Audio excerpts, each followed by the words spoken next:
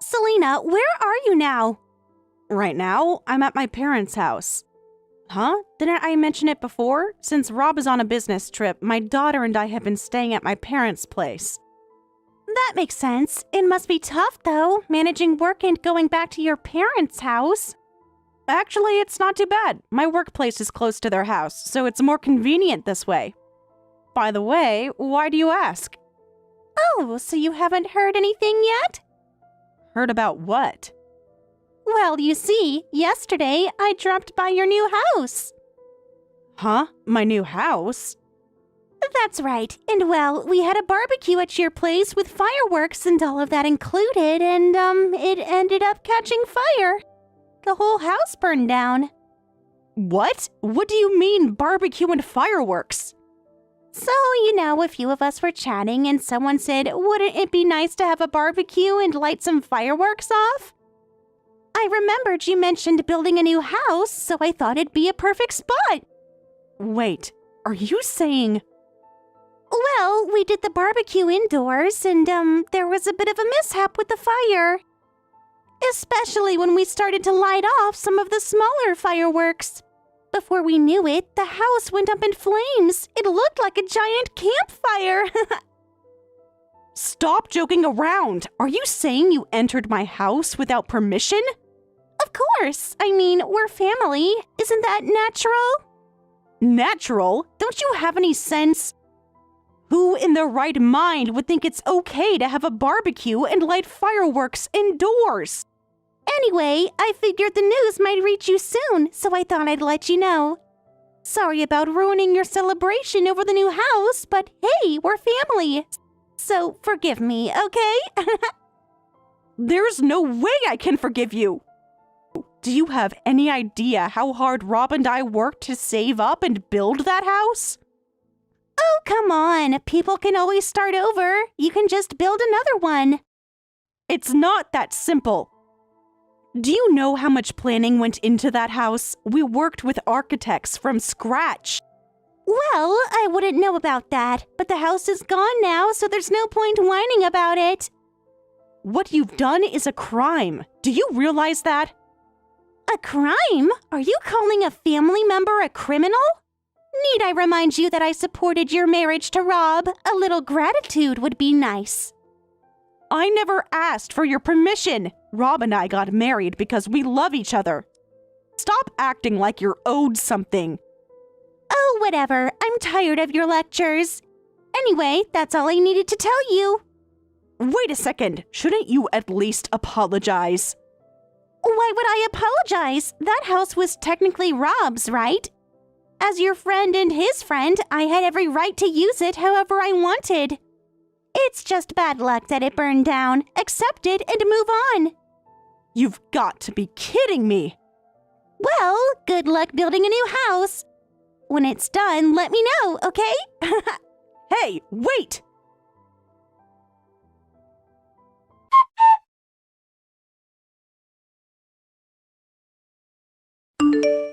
Rob, are you free to talk right now? Huh? What's going on? You're coming back from your trip the day after tomorrow, right? Yeah, around then. What's up? Well, our new house, it's gone. It burned down. What? What are you talking about?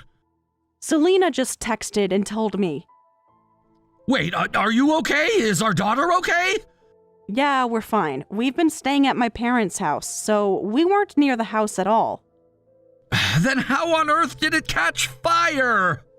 Apparently, it was our friend's fault. What? What do you mean? She said she went to our house with her friends to have a barbecue and set off some fireworks. While they were there, the fire got out of control and the house burned down. You've got to be kidding me. What was she thinking? Does she not realize what kind of trouble she's brought on herself? I doubt she realizes it. She was laughing when she told me. Unbelievable. I don't even know what to say. I wanted to think Selena had a good heart, but... I know. I felt the same way. But why would she do something like this? It might have something to do with how things went when we got married. Remember how your dad wasn't too thrilled about me? Yeah, I remember that. Back then, Selena was the one who helped smooth things over. She convinced you to give me a chance, and thanks to her, I was able to build a good relationship with your family. I've always been so grateful to her, almost like she's my real sister. Yeah, Selena used to seem so kind and dependable. But after her divorce, it's like she's become a completely different person. I know, I can't imagine how hard it's been for her, but this is just too much. Do you think the police have been notified yet? Probably. I haven't gotten any calls about it, but someone must have reported it by now. No calls yet? Yeah, nothing so far. So what are we going to do? I've got a plan in mind. Can I run it by you? Of course, I'm listening.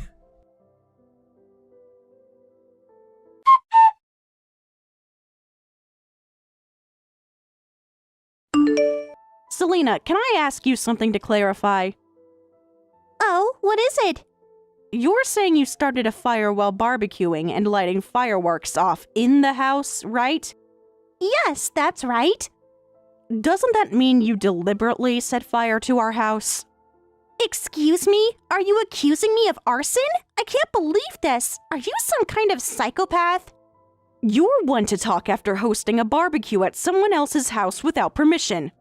Please, I'm asking you to answer honestly. Of course I didn't do it on purpose. Nobody deliberately starts a fire because of careless handling. Though, I'll admit, I did think it might be fun to leave your house filled with trash and ashes. So it really was intentional. You decided to hold a barbecue at our place just to harass us, didn't you? Us? No, just you. Why? Did I do something to upset you? Of course you did. You had the nerve to brag about building a new house to me. Brag? That was never my intention. I was just sharing an update. Don't lie to me. It was obvious you were mocking me for being divorced. I would never do that. I still consider you family. No matter what happens, I would never look down on you. Huh. Well, whatever. It doesn't really matter to me anymore. Are you satisfied now after burning down the home Rob and I built? That wasn't really the plan, but, well, I suppose it worked out nicely in the end. I see. I understand your feelings now. Good. Then that's the end of it. Yes, I've made up my mind now.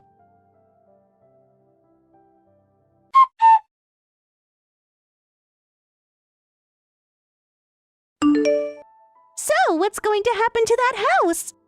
When the insurance pay out, are you planning to buy a new one? That depends on how things unfold. I can't say for sure right now. But you're planning to move out of your apartment soon, right? Yes, the landlord and I have discussed it. Then you'd better hurry up and build a new house. Please don't make it sound so simple. By the way, when your new house is finished, let me know.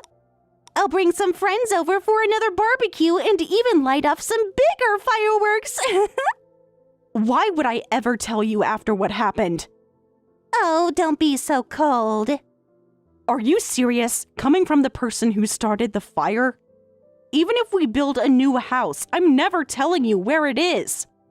Well, that's fine by me. Seeing a house burn up close was more unpleasant than I expected. The smell is awful. I wouldn't want to experience that again. That makes two of us.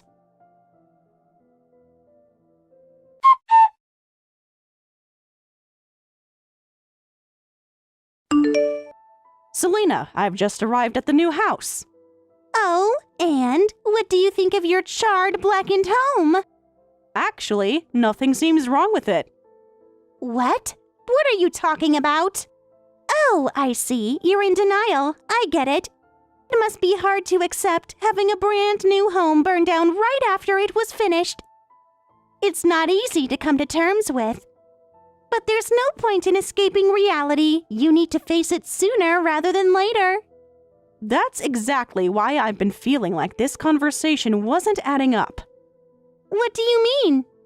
The new house isn't scheduled to be completed for another 3 months. What? No, it's already done. It should be finished by now. No, it's 3 months away. Right now, it's still just the framework. I thought maybe that's what burned down. Wait, in that house? The house that caught fire belongs to someone else. I checked immediately, and it turns out there was a fire nearby. The police are currently investigating. Thankfully, the residents weren't home, so no one was hurt, but it caused quite a commotion. No, that can't be true. It's impossible. Think about it. If our house had burned down, the first people to be contacted would have been me or Rob, the owners. But instead, we found out from you. That's when I started to suspect something was off. That's true. Selena, you need to come here immediately. We should go to the police. The police? Are you trying to turn me in? When someone does something wrong, it's only natural to report it to the authorities. This is ridiculous. Everything about this is too convenient. Are you telling me I burned down someone else's house? This is all a setup, isn't it? You're framing me. What are you talking about? You're the one who decided to have a barbecue. You're the one who used someone else's house. Shut up! This is a trap! I'll tell Rob everything! You've always been so paranoid. No, it's all your fault. Everything that's happening to me is because of you. Please stop throwing a tantrum like a child. If you had told me when the house would actually be finished, this never would have happened. You are responsible, so you'd better take care of me now. Absolutely not. Huh, fine. Rob will understand me. He'll protect me. And if Rob says he'll protect me, you'll have to follow his orders. Well, if Rob says so, then I'll follow along, though I doubt that will ever happen. You'll see. If I tell Rob that this is partially your fault, he'll have no choice but to support me. Please don't drag me into your mess. Quiet! I'm texting Rob right now.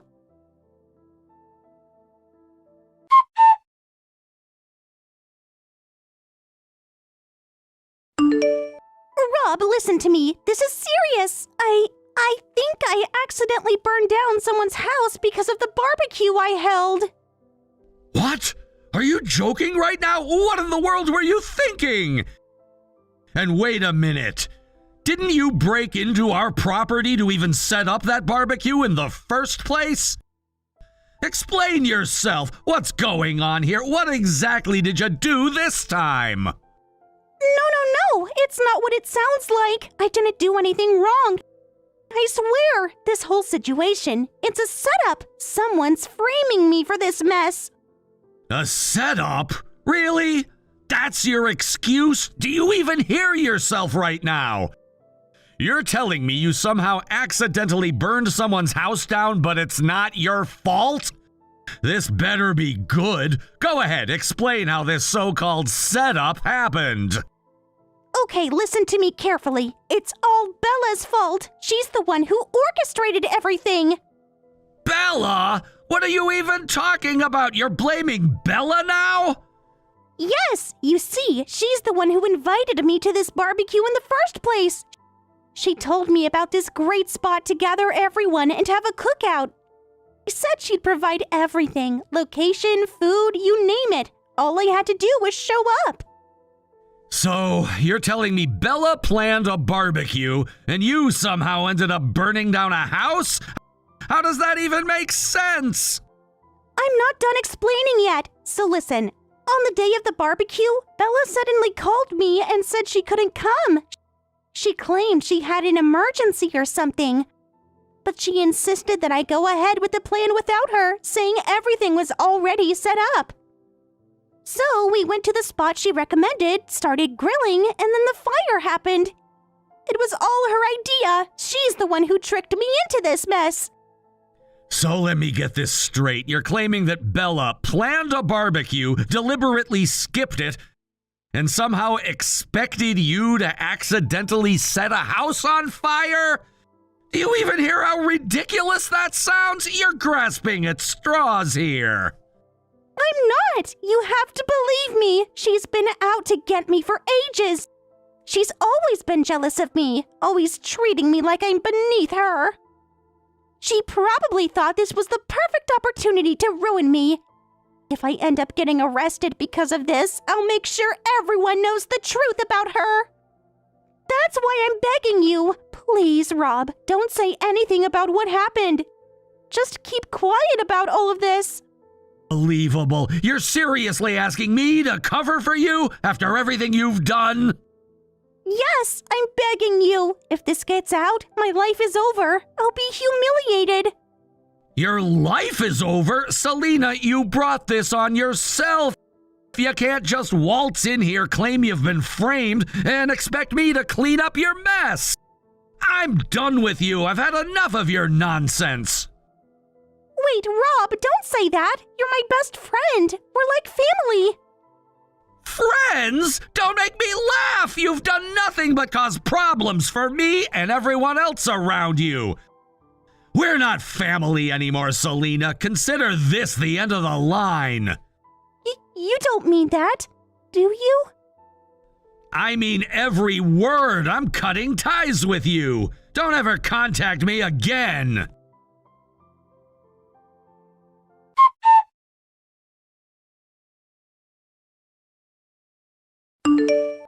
Rob says he's done with me. He's cutting me off completely.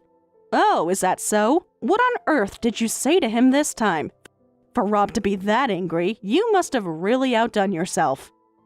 Why does it even matter anymore? If Rob is cutting ties with me, that means you and I are done too, right? That's correct. If Rob doesn't want anything to do with you, then I won't either. Don't act so innocent. You're just as much to blame for this. You've been working behind the scenes to turn him against me. I haven't done anything. You've managed to dig your own grave just fine without my help.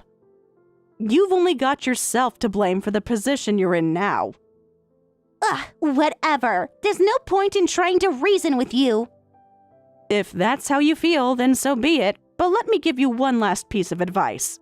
Turn yourself in, Selena. It's the only way to salvage what little dignity you have left. Turn myself in? Are you out of your mind? Why would I do that? This whole thing was an accident. I didn't intentionally start the fire. Why should I have to turn myself in for something that wasn't even my fault? Selena, you set someone's house on fire. Whether it was intentional or not, it's still a serious crime. You can't just sweep this under the rug and hope it goes away. If you don't take responsibility for your actions, the consequences will only get worse. No, you're wrong. I've heard about cases like this before. If it's an accidental fire, you're not legally required to compensate the victims. A friend of mine had a small fire in their apartment once, and they didn't have to pay anything. That might be true for minor accidents, but this situation is entirely different.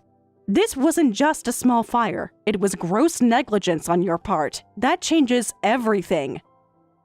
Gross negligence? What does that even mean? It means you were so careless that the fire was practically inevitable.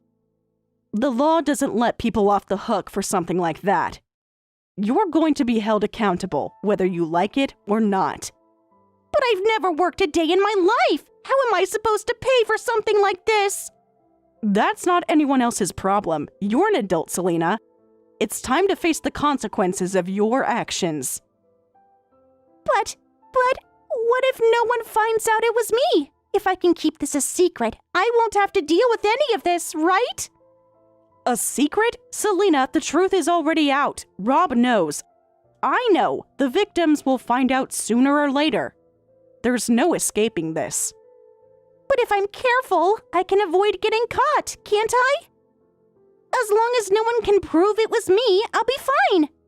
That's a terrible plan. Do you really want to spend the rest of your life looking over your shoulder, wondering when the truth will catch up to you? Just do the right thing and turn yourself in. It's the only way to put this behind you. No way! I'm not going to the police. If I get arrested, my life will be ruined. Please, you have to help me. We're family, aren't we? Friends are supposed to stick together. We've already established that we're not family anymore. Please don't be like this. I'm begging you. Selena, I've already made my decision. I'm not getting involved in this mess. If you refuse to take responsibility, then you're on your own. But let me warn you, there are other people who might not be as forgiving as I am. What do you mean by that? I mean the people whose house you burned down. They're not the type to just sit back and let this slide. From what I've heard, they're actively looking for whoever caused the fire. And they're not planning to go through the police. What? Why not? Because they want revenge. Revenge? Are you serious? Dead serious. So if I were you, I'd think very carefully about my next move. Turning yourself into the police might be the only way to avoid something much worse. So please, I'm begging you, turn yourself in to the police. No, I can't go to the police. If I get arrested, my life will be over. Please help me. We're family, right? Isn't it normal to help each other? Like I said, we're not family anymore. Please don't be so cold. Selena, go to the police. Don't tell me you'd rather face someone else's revenge than deal with an arrest.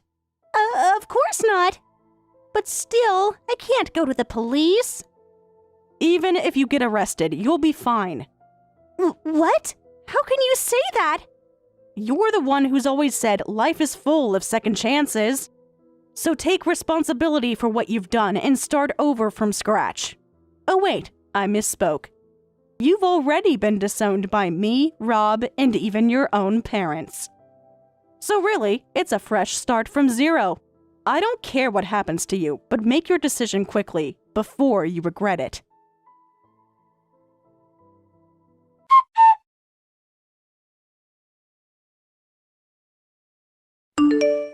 What happened with Selena?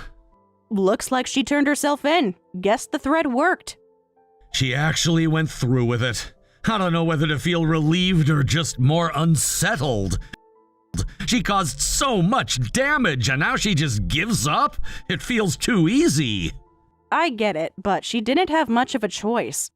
She was backed into a corner, and people like her, they only fight when they think they can win. The second the tide turns, they either run or fold. Still, it's unnerving. Knowing people like that were living right next to where we're building our future. What if we hadn't found out? What if she hadn't been caught? We don't have to worry about that anymore. The police started looking into that house because of the fire, and guess what? They found way more than they expected. Turns out, the owner and their whole group weren't exactly law-abiding citizens. They're all being arrested. What? You're serious? Dead serious. They had their hands in all kinds of illegal stuff. Whatever they were up to, it wasn't small time. And now, thanks to the mess Selena caused, the whole thing's coming down. So, she basically helped expose them without meaning to. Yeah, it's almost funny, in a twisted way. After all the chaos, all the threats, she actually ended up being useful. Not that it was on purpose. I guess so, but I don't feel grateful. Not even a little. Same. She doesn't get credit for this. Not after everything. But at least now, it's over. No more threats, no more looking over our shoulders, no more wondering who might be watching.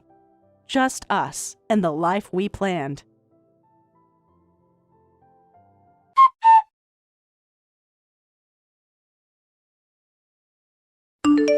Selena's life had always been rooted in routine. Her days were filled with the quiet hum of domesticity, spent managing the home, raising her children, and supporting her husband, Dave, in his career.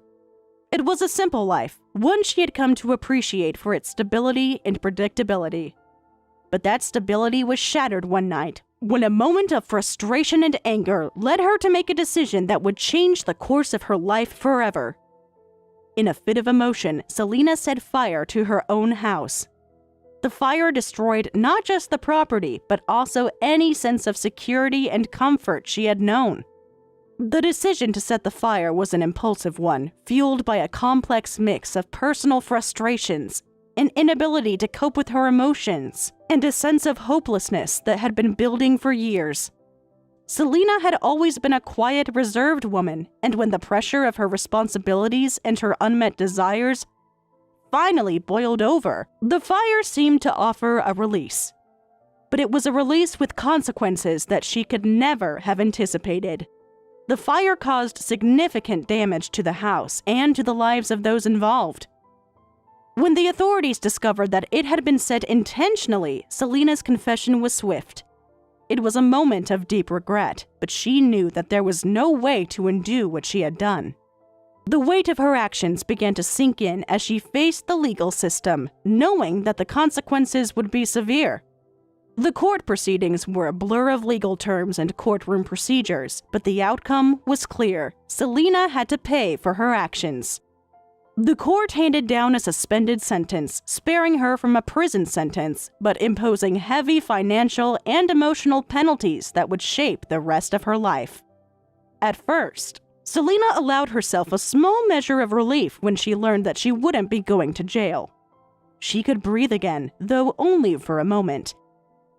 The suspended sentence, while sparing her the immediate physical punishment of incarceration, didn't spare her from the emotional and financial aftermath that would follow. In many ways, the real punishment was just beginning. As part of her sentence, the court ordered her to pay $500,000 in compensation for the damages caused by the fire. The figure was staggering. She had no savings, no assets, and no means by which to pay such an enormous amount.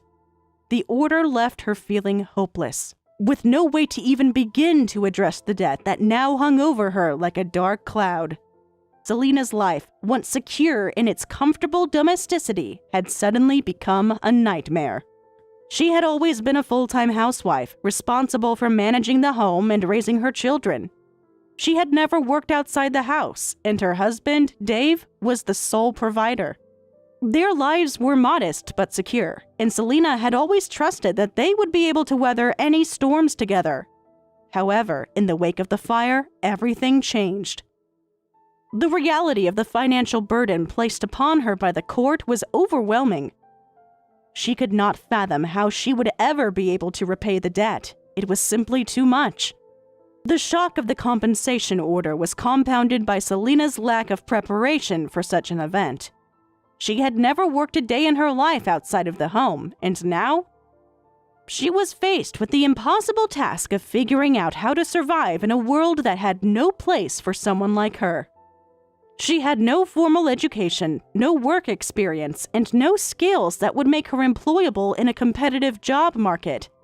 The prospect of paying off the debt seemed insurmountable, and Selena found herself sinking deeper into despair with each passing day.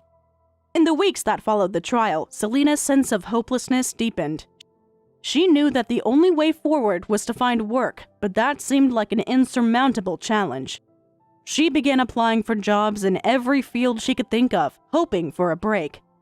But her lack of experience and skills made it difficult for her to even get an interview. She was rejected time and again, and each rejection only served to reinforce her feelings of worthlessness. It wasn't until a friend of hers mentioned a local retail store that she began to consider jobs in the service industry. It was the only option available to her, though it felt humiliating. She had never envisioned herself working in retail, let alone in a low-paying part-time job. But desperate times called for desperate measures, and Selena had no choice but to take whatever she could get. She was hired as a cashier at a small local store. The work was physically demanding and emotionally draining. She had to stand for long hours, deal with difficult customers, and manage a multitude of tasks with little training or support. The pay, though meager, was enough to help her keep up with the mounting bills and the ever-growing debt. Selena soon realized that one part-time job wouldn't be enough to cover the cost of the $500,000 debt. She took on a second job, working nights at a local restaurant. The hours were long, the work grueling, and the pay insufficient. But still, she pressed on. She had no choice. Every day was a blur of exhaustion as she moved from one job to the next, each shift more draining than the last. Her body began to show the strain of the relentless schedule. She lost weight, became pale, and her once vibrant energy faded away. But still, she kept going, driven by the need to pay off the debt that had taken over her life. Despite her best efforts, the money she earned seemed to make little difference in her financial situation.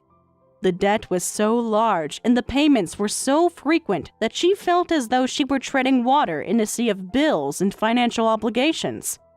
Her physical and emotional health began to deteriorate as well. She had never felt so tired in her life. The stress of her managing her jobs, paying off the debt, and trying to hold her family together was taking its toll. Her marriage to Dave began to fray. He, too, was struggling with the aftermath of the fire and the impact it had on their family. The financial strain, combined with the emotional toll, led to an increasing distance between them. Selena found herself alone, even though she was living with her husband. Their relationship had once been a source of comfort, but now it felt strained, distant, and cold. As the months wore on, Selena's physical health continued to decline. She was exhausted all the time, and her body was showing the signs of years of overwork and neglect. She began to suffer from headaches, dizziness, and nausea, but she ignored the symptoms. She didn't have time to be sick. Her focus was entirely on the debt. And she continued to push herself harder, working more hours, taking on more responsibilities, and neglecting her own well-being. But the stress of her situation eventually became too much to bear. One evening, after a particularly difficult day at work, Selena found herself reaching for a bottle of wine. It wasn't the first time. In fact, she had started drinking more regularly as a way to cope with the crushing weight of her circumstances. What started as a small glass to unwind at the end of the day soon escalated into a nightly routine. The alcohol provided a temporary escape from the pain of her reality, and Selena clung to it despite knowing that it wasn't a solution. Her drinking became more frequent, and soon she was unable to go a day without alcohol. She used it to numb the anxiety and the fear that gripped her every waking moment. But the consequences of her drinking were severe. Selena began to lose control of her physical health, and the signs of liver damage became apparent. She felt fatigued all the time, her skin took on a yellowish hue, and her stomach was constantly upset. But despite the warnings her body was sending her, Selena continued to drink. It was her only way of coping with the emotional and physical toll of her life. Selena's condition worsened as her drinking continued. Her liver function deteriorated, and she began to experience more severe symptoms. She was hospitalized twice due to complications from her alcohol use. But even then, she didn't stop. She continued to drink, unable to break free from the cycle of despair that had enveloped her. And yet, through it all, she still held onto a sliver of hope. That one day the debt would be paid off, that her health would improve, and that she might find a way to rebuild her life. Her relationship with her husband, once full of love and support, had withered away, leaving only a hollow shell of what it had once been. They barely spoke, and when they did, it was always about the debt, the house, or the fire. The emotional intimacy they had once shared seemed like a distant memory, a casualty of the financial and emotional fallout from the fire. Selena's life had become a never-ending struggle. The consequences of her actions had shaped every aspect of her existence, leaving her feeling trapped in a world of debt, regret, and isolation. Despite the physical and emotional toll, she continued to press on, clinging to the faint hope that someday, somehow, things might get better. But for now, the fire that had once consumed her house had also consumed her life, leaving her to pick up the pieces of a future that seemed more and more impossible to rebuild. On the other hand, I have successfully moved into my new home, and my life with Rob and our daughter is now filled with a sense of peace and fulfillment. After months of planning, discussions, and hard work, we have finally settled into a place that truly feels like home. The journey to get here wasn't easy, but every obstacle we faced along the way has made this moment even more special and meaningful. It is hard to believe that we are now living in a space that we can call our own, a place where we can start fresh and build the life we've always dreamed of. The process of finding and purchasing the new house was not a simple one. It took time to search for the right location, to consider what would work best for our family, and to find a place that not only met our practical needs, but also felt like the perfect space to nurture our dreams and hopes for the future. There were many discussions between Rob and me as we both had our own visions of what we wanted in a home. We considered everything from the number of rooms to the layout of the kitchen, and we debated over small details like the type of flooring and the paint colors that would bring warmth and comfort to the space. The decision-making process wasn't always easy, but we worked through it together, always keeping in mind what would make us happiest in the long run. Once we found the house, the real work began. We had to go through all the paperwork, inspections, and logistics involved in closing the deal. There were moments when it felt like the process would never end, and we had to navigate all the unexpected hurdles that come with buying a home. But with each step, we got closer to our goal, and finally, after what seemed like an eternity, we were handed the keys to our new house. There was an overwhelming sense of relief and excitement as we stepped inside for the first time. It was a place that we could finally call our own, a space where we could create the kind of family life we had always dreamed about. Now that we are settled in, I can't help but feel a deep sense of gratitude for everything that led us to this point. I am so thankful for the support of Rob, who has been my partner in every sense of the word. His dedication, patience, and hard work throughout this process have been nothing short of remarkable. I could never have imagined going through this experience without him by my side. He has been my rock, always there to offer encouragement, to solve problems, and to make sure that we stay focused on what truly matters. He shares my excitement about the new home and the possibilities that lie ahead, and I know that with him, anything is possible. Our daughter, too, has been an important part of this journey.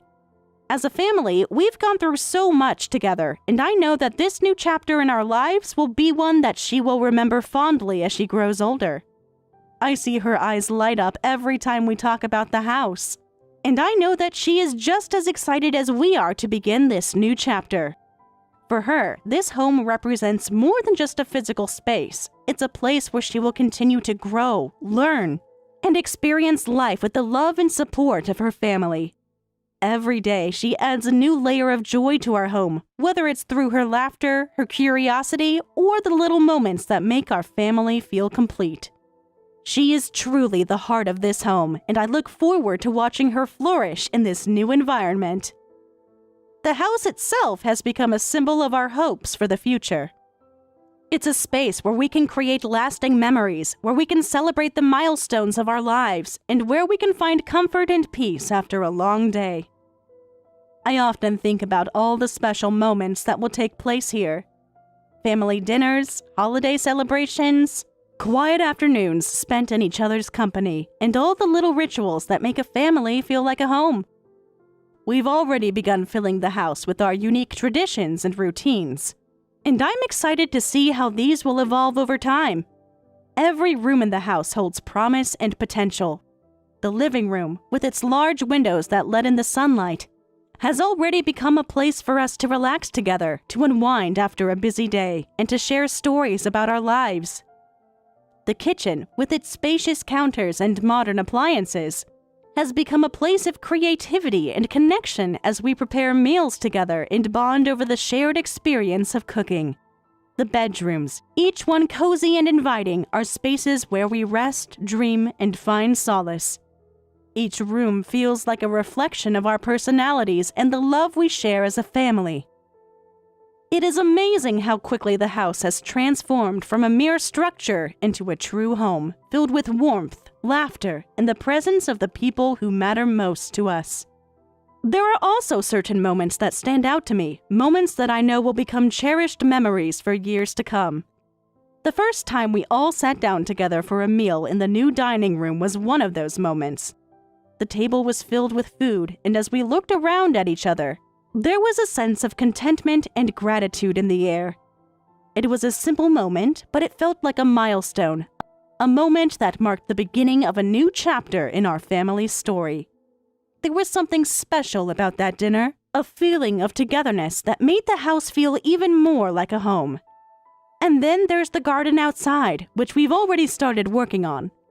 The backyard has so much potential, and we've been brainstorming ideas for how we want to make it a space that reflects our love for nature and spending time outdoors. We've planted a few flowers, and Rob has been working on setting up a small vegetable garden. I can already picture the future with our daughter running around in the yard, playing with her friends, or just enjoying the sunshine. I imagine us having barbecues in the summer, sitting around a fire pit in the evenings, and simply enjoying the space we've created. The garden holds so much promise, and I'm excited to see how it evolves over time, just like our family. Looking ahead, I feel a sense of anticipation and excitement about all that lies in store for us. I know that life will not always be perfect, and there will be challenges along the way. But I believe that we are stronger as a family. Together, we can overcome any obstacle. And I have no doubt that this new home will provide us with the foundation we need to grow, thrive, and find happiness. The memories we will create here will be ones that we will cherish for the rest of our lives. As I reflect on all that we have accomplished, I realize how far we have come. This house is not just a physical structure, it is a testament to our resilience, our love for each other, and our determination to build a better life. Every brick, every beam, every detail represents the work and effort we have put into creating something meaningful. I am proud of what we have achieved, and I know that this home will continue to be a place where our family can grow, love, and find joy. One of the things I hope for most in this new home is the opportunity to nurture our family's happiness. I want our daughter to feel safe and loved here, to know that she is surrounded by people who care for her and support her. I want her to feel free to explore the world, to ask questions, to learn, and to grow, all while knowing that she has a solid foundation to fall back on. This home will be her haven, a place where she can always return, no matter where life takes her. I want her to remember this house as the place where she experienced unconditional love, where she learned the value of family, and where she always felt accepted for who she is. In addition to that, I hope that Rob and I can continue to grow together as partners, supporting one another through the ups and downs of life. We've been through a lot already, and I know that this house will be the backdrop for many more of our shared experiences, both joyful and challenging. As we navigate this new chapter, I hope we will continue to communicate openly, to be there for each other, and to make sure that we are always building a relationship based on trust, respect, and love. This home is not just a place for us to live, it is the space where our relationship can flourish, where we can create new memories and grow old together. I also hope that, as a family, we can continue to find ways to strengthen our bond with each passing day. The little things we do for each other, the small acts of kindness, and the shared experiences will be what make this house truly special. I envision us spending more time together, having deep conversations, and supporting each other as we work toward our goals. Our daughter will watch us and learn from our example. And I hope that she will grow up understanding the importance of love, kindness, and mutual support. I want her to know that family is always there, no matter what life throws our way. In conclusion, this new home is a symbol of all that we have worked for and all that we hope to achieve in the future. It's a place where we can create lasting memories, experience joy, and face life's challenges together as a family. I am filled with gratitude for the opportunity to build this life with Rob and our daughter, and I look forward to the many adventures and milestones that lie ahead. Every day in this home feels like a gift, and I know that as we continue to fill it with love and laughter, it will remain the heart of our family for years to come. Jane, do you have a moment? There's something I need to talk to you about. Oh, that's unusual. You don't usually come to me for advice. Well, it's not about work. It's something personal. Personal? And you think it's something you can discuss with an old woman like me? Of course. I want to talk to you precisely because you're someone I trust and respect. Well, I don't know how much help I'll be, but go on. The thing is, I'm currently in a relationship. Oh? That's not surprising. You're beautiful, so of course you'd have a boyfriend. But he's married. What? Yes, he has a wife. Wait a second. Are you telling me you're involved in an affair? I know how it sounds, but please hear me out. This isn't just some fling. We truly love each other. And he told me he's going to leave his wife for me. I see. And what exactly is the problem? His wife refuses to divorce him. She's clinging to him, even though he wants to be with me. If it weren't for her, we'd already be planning our future together. Cassie, are you absolutely sure that's what he wants? What do you mean? I mean, is he really trying to leave her, or is he just saying that to keep you around? That's not it at all. Brad truly wants to be with me. He said so over and over again. Wait, Brad? Oh, oops. That wasn't supposed to slip out. Are you telling me that the man you're having an affair with is my husband? I guess the secret's out now. Yeah, your husband and I are together, so, sorry about that. What kind of joke is this? It's not a joke, it's the truth. Your husband and I have a real connection, a deep love. But because you're still holding on to your title as his wife, we can't be together like we're supposed to be. So you're telling me to just step aside? It would really make things easier, yes. I mean, let's be honest, Brad is an elite executive. Someone like him should be with a woman who matches his status, someone young, beautiful, like me. Not a plain aging wife who's just clinging to the past. We got married when we were young. Things were different then. Even so, you have to admit you don't really fit the role of a vice president's wife anymore. Wouldn't it be best to just sign the papers and move on? You're seriously asking me to divorce my husband just like that? Yes, it's really the best thing for everyone. And you think I'm just going to take your word for it? Believe my husband has been cheating on me and wants to leave? We've been doing just fine. We have a life together. That's what you think, but Brad complains about you all the time. He tells me he's miserable, that he can't stand being stuck in a marriage that's long past its expiration date. I don't. Look, I didn't come here to fight. I just wanted to give you a little push in the right direction. It's time to move on. Brad and I have a future to build, and you're just in the way. You're awfully confident for someone who's asking me to give up my marriage. Why wouldn't I be? I already have Brad's heart. The paperwork is just a formality at this point.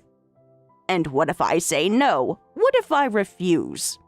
Oh, Jane, I was hoping you'd be reasonable about this. But if you insist on dragging this out, well, it's only going to make things uglier. Are you threatening me? Not at all. I'm just saying things can either go smoothly or they can get messy. If you fight this, you'll only be prolonging your own humiliation. And trust me, once the truth comes out, it won't look good for you. The truth? You mean the story you've spun in your head? Think whatever you like. Fact remains, Brad is leaving you. The sooner you accept that, the better. I don't believe you, not without hearing it from him directly. Then ask him. He won't lie to you. Well, maybe he will, just to spare your feelings. But in the end, he's mine. I see. You're awfully smug for someone who had to steal another woman's husband. Steal? Oh, no. Brad was never really yours to begin with. I'm just claiming what was always meant to be mine. I hope you're prepared for the consequences of what you're doing. I'm not worried. Unlike you, I know how to keep a man interested. You truly have no shame, do you? Why should I? I won, didn't I? We'll see about that. Oh, we will. But just do yourself a favor and make this easy, okay? You'll save yourself a lot of trouble. I wouldn't be so sure of that. Well, it's your choice, but in the end, the result will be the same. We'll see.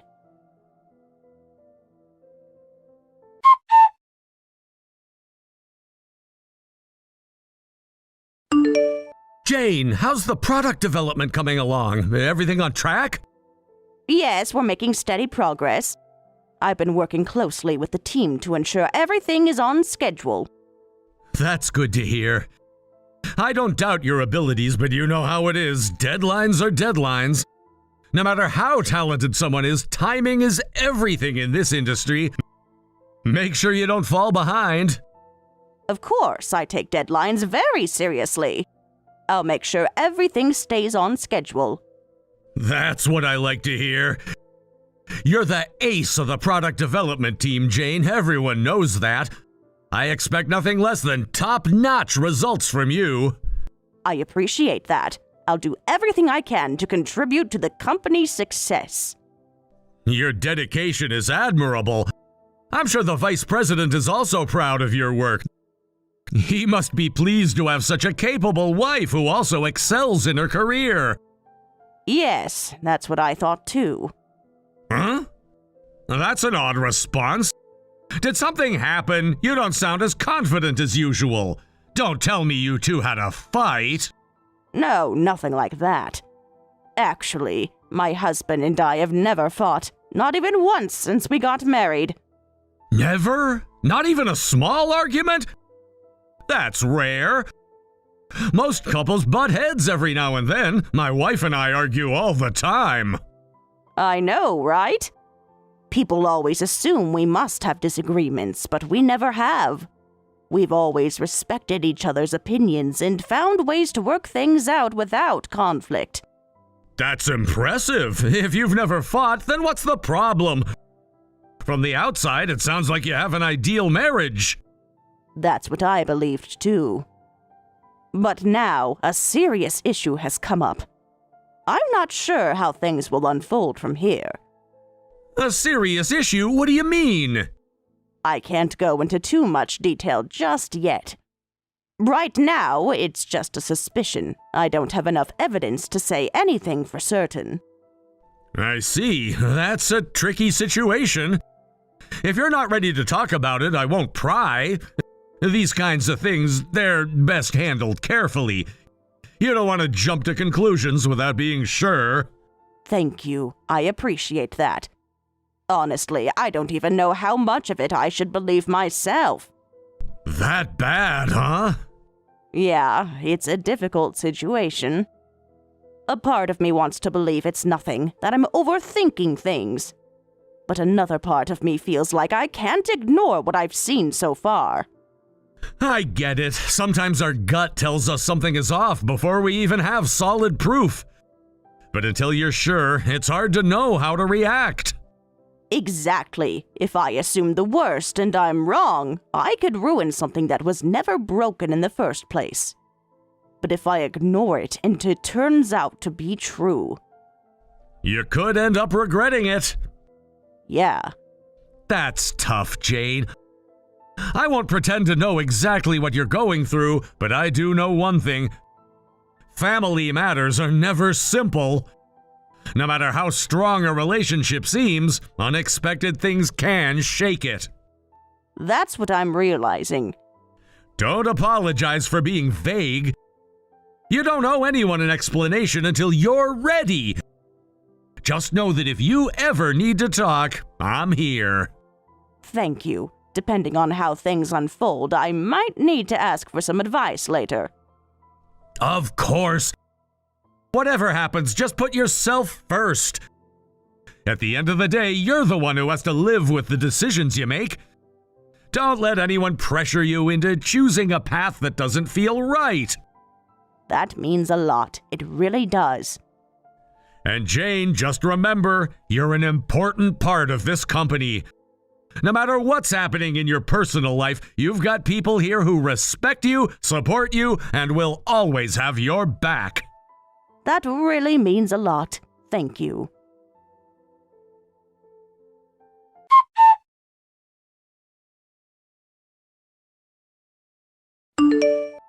Jane, how's that discussion going? Have you been making progress with the divorce? Yes, I've been having that conversation.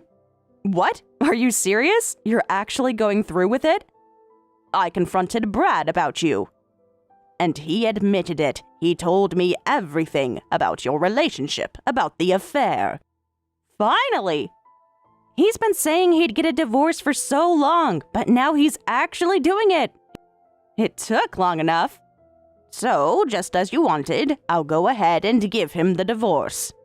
Good. Just make sure that once you're divorced, you don't go clinging on to Brad. He's moving on with me. We're going to be happy together, and I don't want you getting in the way. Oh, don't worry about that. Any love I had for that cheating man is completely gone. You can have him. Do whatever you like. Huh. As if I needed your permission. Brad already chose me. Well, now that you've got what you wanted, I assume we're done here. I have work to do. Hold on a minute. Just because the divorce is settled doesn't mean everything is over. What do you mean? You, Brad, and I all work at the same company. That's going to be inconvenient, don't you think? For who? For me, obviously. It would be so awkward seeing you around the office after all this.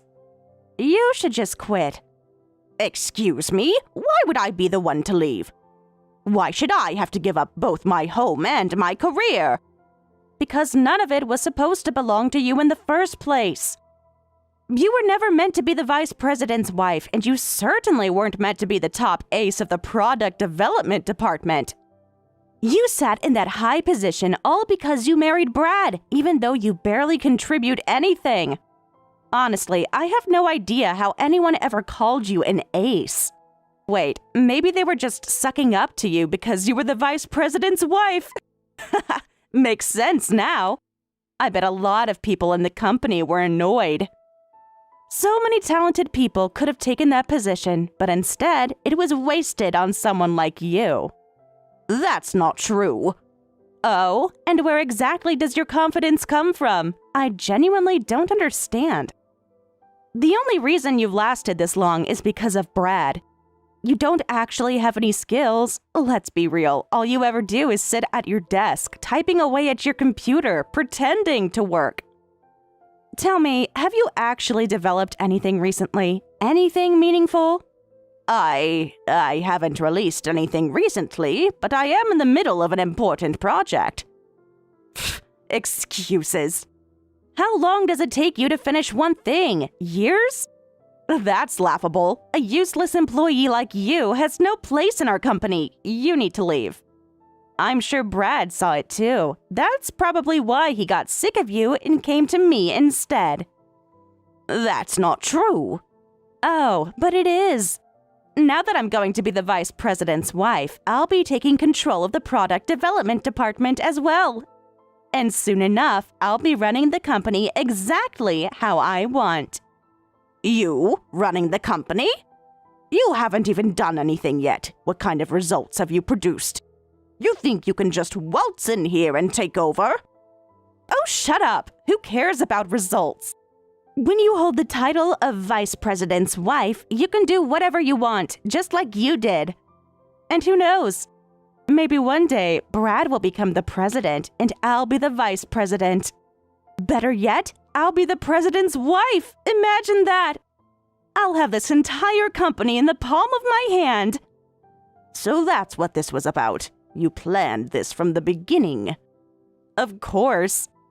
The current president is just an old man. But Brad? He's still young, someone I could easily win over, and look how well it worked out. Now, do me a favor and hurry up and resign. If you won't leave willingly, I'll just have Brad use his authority to fire you. So, what you're saying is, even if I do quit, it wouldn't make a difference to you? Obviously not. The sooner you're gone, the better. Fine, if that's what you want. So you'll be handing in your resignation? Yes, I'll be leaving. Ha! Finally!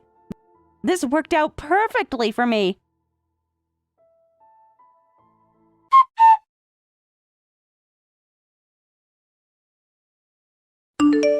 I just told the department head that I'm quitting today. Ha! That took way too long. You really dragged it out, didn't you?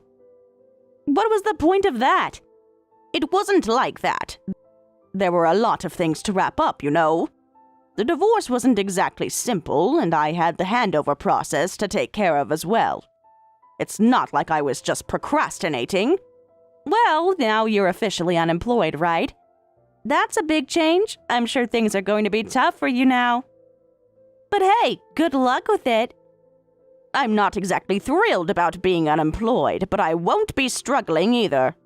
It's not like I'm going to be destitute or anything. Wait, what do you mean by that? I've worked hard at this company for a long time. I've saved up a decent amount of money over the years, and with the way things have been going lately, I'm not exactly in a bad spot. I highly doubt that amount of money is anything to write home about. I mean, how much can you possibly have saved up? You'd be surprised, but even if it's not as much as some people have, it's enough for me to manage. Plus, since the divorce is final, I'll be getting a share of the property division. Hold on, property division? What are you talking about? You know how it works. When a couple divorces, the law says that all assets earned during the marriage have to be split equally. That includes things like income, savings, and even investments. So I'll be getting my fair share of what we built together. No way! Are you telling me Brad's wealth is going to be halved? He worked hard for that money! Yes, exactly. He was the vice president after all.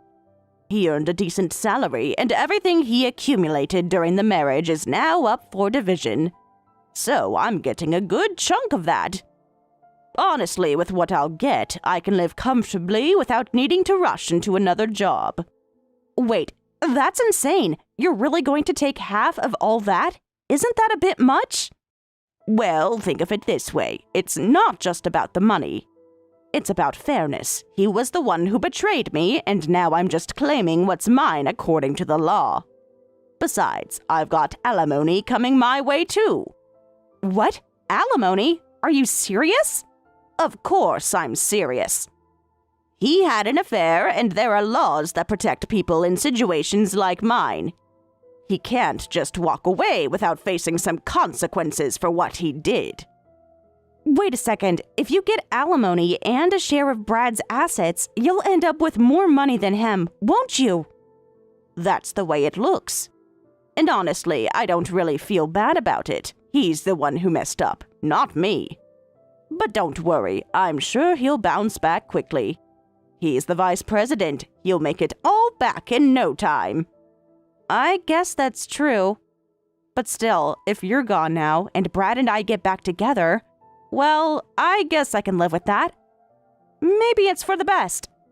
It doesn't matter what you think, though.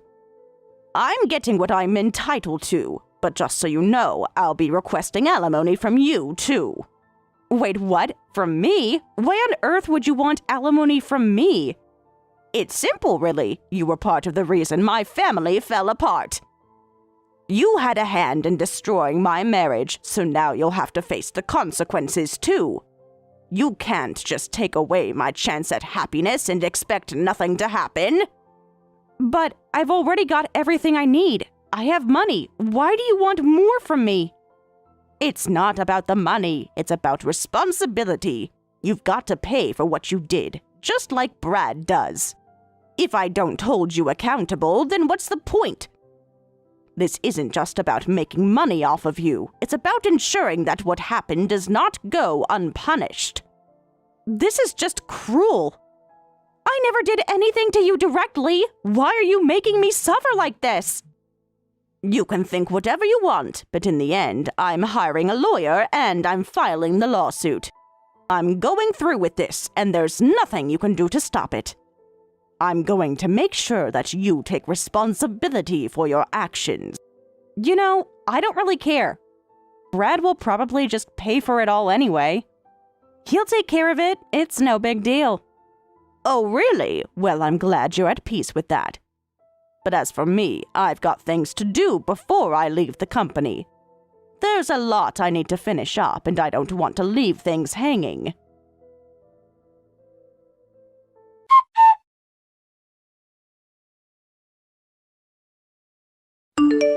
Cassie, do you have a moment? Yes, Martin, is something wrong? You sound upset. It's not just that I'm upset, Cassie. You've done something monumental here, something that could ruin everything we've worked for. What are you talking about? Did I do something wrong? I just got Jane's resignation letter. When I asked her why she was leaving, she told me it was because of the affair between you and the vice president.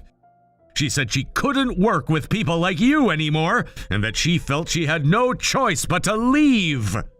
I see. So that's what she said. I really am sorry, Martin. But yes, the truth is, the vice president and I were involved. We had an affair. But please understand, it wasn't just a casual fling. We were in love. We didn't plan it, but it happened.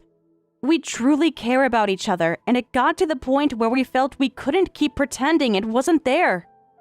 I understand Jane's feelings, but I think it was more than just the affair. It was also about her not being able to accept our relationship, and that's why she resigned. I believe that's what she meant. You're telling me you don't feel the weight of what you've done? Jane was a crucial part of this company, and you just let her walk away without a second thought? I feel bad for Jane, of course. I never wanted her to leave. But at the same time, Martin, this wasn't just about the affair. It was about following our hearts.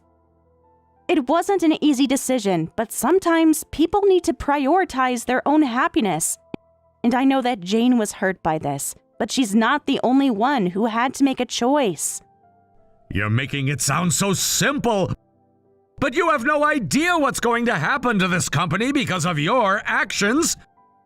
Don't you see that? What do you mean? What's going to happen? If Jane leaves, it's a catastrophe. You're not seeing the full picture, Cassie. She wasn't just an employee. She was the driving force behind our success. But Martin, I don't understand. She was important, yes, but it's not like she was the only one contributing. We have a whole team. Surely we can manage without her. That's where you're wrong. Jane wasn't like the others. She wasn't just doing her job. She was creating something that would change the entire trajectory of this company. She developed the products that put us on the map. Her work was the backbone of our growth. Without her, we wouldn't be where we are today. Do you understand that? Wait, what are you saying? I had no idea she was responsible for all of that. You wouldn't. She's not the kind of person to boast about her accomplishments. And it happened long before you even joined the company. Jane kept a low profile, but everything we've achieved has been because of her. Do you know how much she changed things around here? Our sales, our reputation, it's all thanks to her. Now, if she leaves, we're looking at a major setback. You have no idea how crucial she is. But she's not doing anything now. I haven't seen her working hard lately, so I don't see why it would matter if she quits. That's exactly what you don't understand. Jane wasn't just working on day-to-day tasks. She was in the middle of developing a new product, something that would secure our future for the next decade. You think she wasn't working, but she was involved in the kind of work that takes years to develop. It's not something that happens overnight. Wait, so this new product is still in development? Yes, and it was almost ready for launch. We were in talks with a partner who was willing to invest over $10 million into it. This wasn't some small project. This was a huge, game-changing deal that could have secured our position in the market for years. But now with her leaving, it's all in jeopardy. But if the development is almost finished, doesn't that mean it's done? I don't see how her leaving would change anything. You're still not getting it. Jane holds the patent for that product. What? But doesn't the company own all patents? Normally, yes, but the law is clear. If a product isn't finished during an employee's time with the company, the patent belongs to the individual who created it. If Jane leaves now and finishes the product elsewhere, the patent goes to whatever company she works for next. We lose everything. That $10 million deal, gone. We won't be able to sell the product. The entire project could collapse. Wait, you're saying she has that much power? Yes, she has more power than you realize. And now, because of you, everything she's worked for could be lost. The CEO is absolutely furious. And you know what that means? You will be held accountable for this. You can expect some severe consequences. Don't think you can just walk away from this. Consequences? But I didn't want any of this to happen. I didn't plan for this. Of course you didn't, but that doesn't change the reality. This is bigger than just your relationship. You've jeopardized the future of this company. There's no going back now. The board is going to be furious. The CEO will not let this slide, and I won't either. Wait, what are you going to do? Is there any way to fix this? It's too late for that, Cassie. You've made your choice, and now we all have to deal with the fallout. You should have thought about that before you got involved with the vice president. You've put us all in an impossible situation.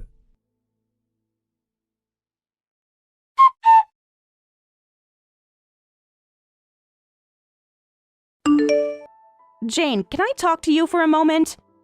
What is it? I'm kind of busy right now. I wanted to talk to you about your resignation. I think if I speak to Martin now, he might be able to reverse it. He'd probably let you stay if you ask him. Well, I'm sure he would. What do you mean by that? I mean, he begged me not to leave. He asked me to reconsider, begged me to stay. And you're still going to leave, despite all of that? Yes, I am. You did order me to leave, after all.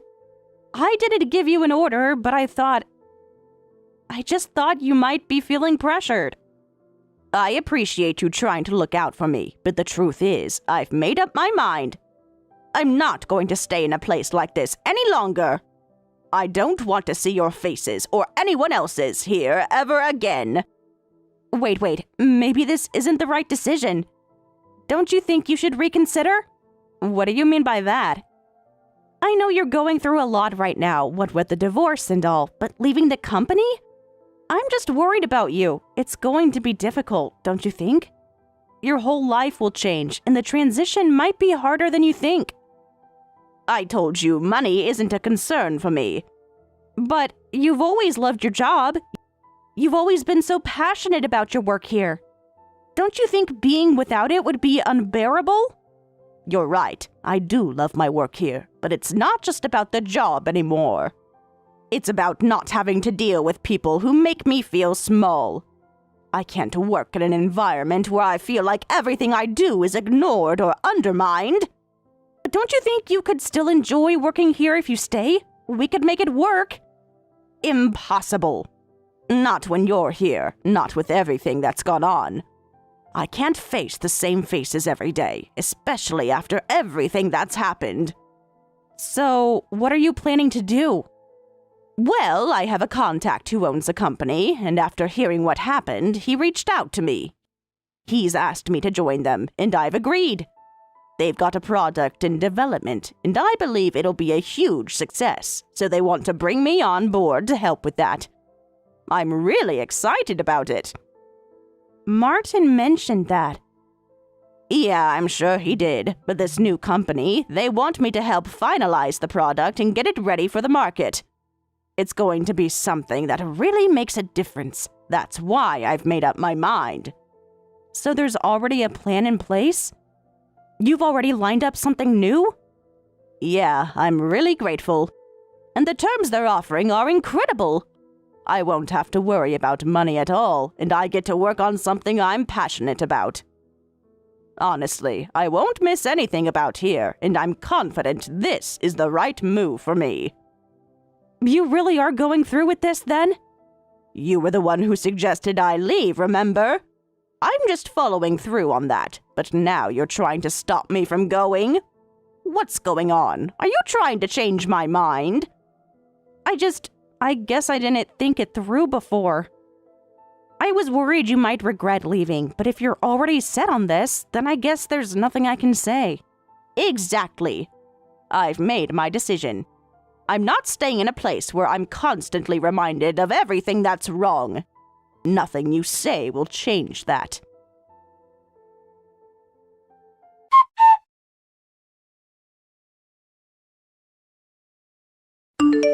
Cassie, I heard you got fired. What do you want? I honestly don't think I have anything left to say to you. No, I was just thinking about how I haven't seen you around lately. When I asked around, I found out you got suspended and eventually fired. Can't say I didn't see it coming. Yeah, that's what happened. If you want to mock me for it, go ahead. I'm not trying to mock you. I just didn't expect it to happen like this, but I'm surprised you were the one to go before me. You know, I don't care about any of this. I've got Brad, the vice president, so even if I lose this job, I'll be perfectly fine. My life won't change that much. Ah, so you still didn't know. Know what? Brad's been fired too. What? Apparently, my resignation became a bigger issue than anyone thought. They decided to hold an emergency board meeting, and because of the role he played in all of this, they decided to remove him as well. So that means he's really gone? Yes, they kicked him out of the company, and now he's unemployed, just like you. No, this can't be happening. I'm afraid it is. They've decided that what happened was serious enough to warrant this kind of action. He's no longer part of the company. But what does this even mean? What was the point of all of this? You're still leaving, and Brad's gone too. It changes nothing. Actually, I've changed my mind about leaving. I'm not going to resign after all. Wait, what? I told you I was leaving because I didn't want to work in a company filled with people like you. But now that both you and Brad are out of the picture, I realize there's no reason for me to go. The company must have realized the same thing, and they've practically done it for me. If they've gone to such lengths to remove you both, I might as well stay. You're kidding, right? So now you're saying I was forced out of this company for nothing? All of my work, all my years here, my position as the vice president's wife. Gone! Everything's been completely destroyed. Yes, and that's exactly what you deserve. All of it. What do you mean that's what I deserve? You think I deserve this? You've made your bed. You've done things you shouldn't have, and now you have to face the consequences. Frankly, you don't have any right to complain about it. This is unbelievable. I've lost everything. I get it, but guess what? You've got Brad, right? Now that he's unemployed too, you two can stick together and figure it out. You're still together, and you can lean on each other. As for me, I don't care what happens to either of you anymore. I'm done. Don't ever come near me again. And make sure to tell Brad the same thing. I've been getting endless messages from him asking for another chance. It's over. I don't want anything to do with him, and I don't want anything to do with either of you.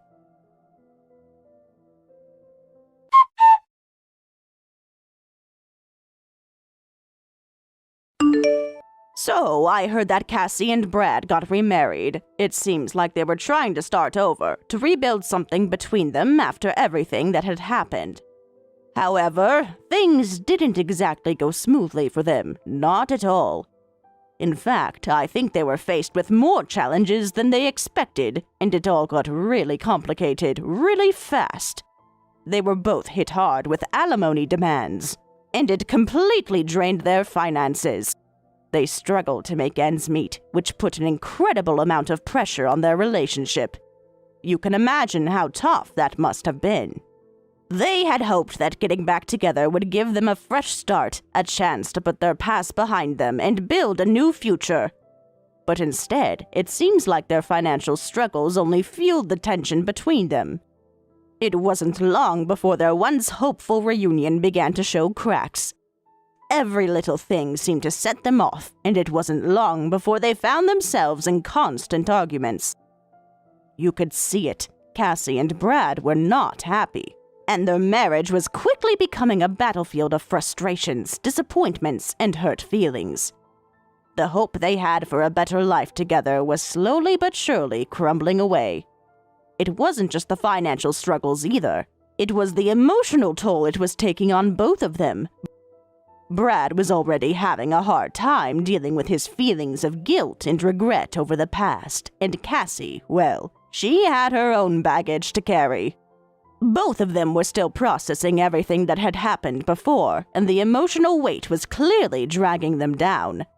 They hadn't given themselves the proper space to heal individually, and that took a serious toll on their relationship.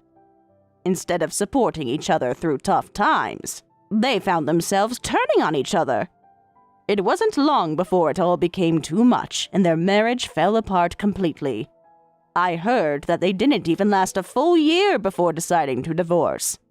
I don't think it was a surprise to anyone, really. It was clear from the way things were going that they weren't going to make it.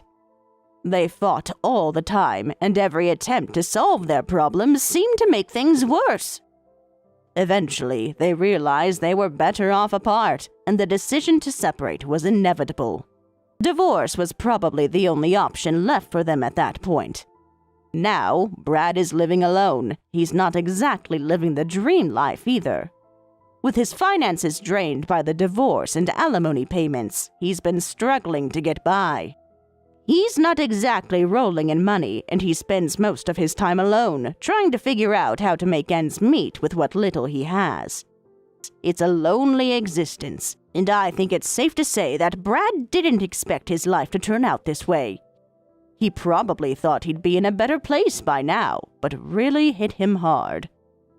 As for Cassie, her situation isn't much better. She's working multiple part-time jobs just to cover her living expenses and the alimony she's required to pay. I can't imagine how exhausting it must be to juggle all of that, especially when you don't have a stable foundation to stand on. She's barely getting by, doing everything she can to survive day by day. It's tough, really tough, and you have to wonder how long she can keep up with it all. The stress, the constant pressure to make ends meet. It must be overwhelming, and yet she's pushing through, doing whatever she can to keep her head above water. Despite all of this, I've managed to stay on my feet. I was able to keep my job at the company, and things have been going relatively well for me. I've managed to stay focused on my work, which has allowed me to contribute positively to the company's success. I've been involved in the development of new products, and I'm proud to say that our latest launch was a success. The sales have been strong, and I've been able to make a real impact on the company's performance. It's been really fulfilling to see the results of all our hard work come to fruition. But even with this success, I know there's still so much more to do. I can't get too comfortable. It's easy to become complacent when things are going well, but that's not the kind of mindset that will get me to where I want to be. I know I need to keep pushing, keep striving for something bigger and better. I can't just rest on my laurels. So while I'm grateful for the success we've had so far, I'm not satisfied. I'm constantly looking ahead, thinking about the next big thing. Right now, I'm working on developing another new product, and it's been quite the challenge. There are so many hurdles to overcome, but I'm determined to get it right. It's not going to be easy, but I'm ready for the hard work it's going to take. The road ahead won't be smooth, I know that much. There will be days when things don't go according to plan, when we face setbacks and delays. But I'm confident that with the support of my team, we'll get through it. We've been working together for a long time now, and we've built a strong sense of camaraderie and trust. We rely on each other, and that's been crucial to our success so far. Every member of the team brings something valuable to the table, and I know we can accomplish something great if we continue to work together. It's all about collaboration and communication. When everyone is on the same page, we can move mountains. I'm excited about what's to come, even though I know it's going to be a lot of work. But I've never been one to shy away from hard work. It's in my nature to push through challenges and keep moving forward, no matter how difficult things may seem. So, even though the future might be uncertain and there will be obstacles along the way, I'm ready for whatever comes. I'll keep pushing, keep striving for excellence, and keep working towards something bigger and better. And who knows, maybe in the end, all this effort will pay off in ways I can't even imagine right now. But for now, I'll keep focusing on the present, doing everything I can to make the most of every opportunity that comes my way. I've learned that success doesn't happen overnight. It takes time, patience, and a lot of hard work, and that's exactly what I'm willing to put in, whatever it takes to see things through and achieve my goals. The journey might be long, and there might be moments when I feel like giving up, but I know that as long as I keep going, I'll get where I want to be.